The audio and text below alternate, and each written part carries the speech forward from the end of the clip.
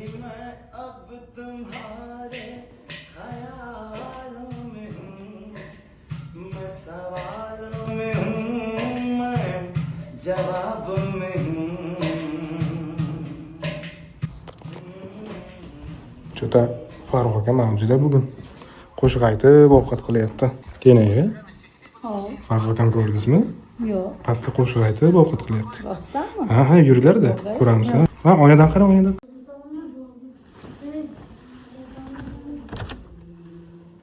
दिल वालों का मैं दिलबल, हाँ दिल ने की दिल दिया है, सौदा प्यार का किया है, दिल की बाजी जीता दिल हारे कंग ना ना ना ना ना ना ना ना.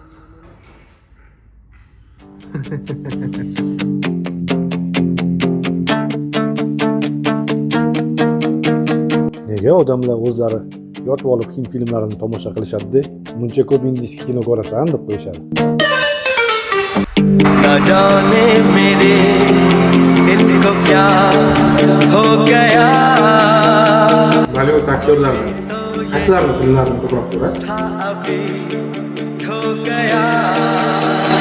खूबसूरत ये पल, सब कुछ रहा है बदल, सपने हकीकत में जो ढल रहे हैं, क्या सदियों से पुराना है रिश्ता ये हमारा, कि जिस तरह तुमसे हम मिल रहे हैं.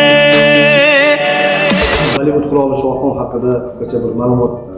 Syomka jarayonida rejissyorlar unga quchog'ingni ochib ashula aytgan deganda belidagi umurtqa pog'ona grijasi og'rig'i tufayli to'g'ri emas, balki yonboshchasiga qilavergan harakatini rejissyorlar ham to'g'ri ochishing kerak qo'lingni desa ham baribir shu stilda stoykaga turavergan va oxir-oqibat aynan shu stili mashhurlikka olib kelgan.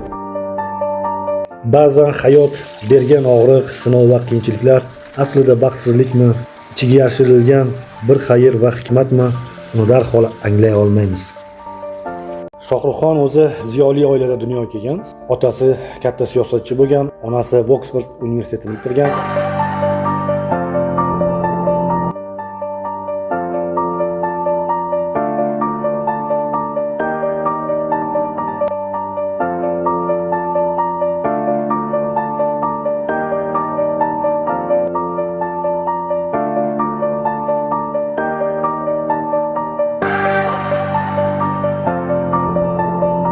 Taqdir sinovlari kelib, ota-onasidan voqea ajralib qolgan Shohruxxon tushkunlikka tushmasdan ko'pgina qiyinchiliklarni boshidan kechirib va o'ziga shunday va'da bergan: bir kun kelib Hindistonni o'zimniki qilib olaman deb.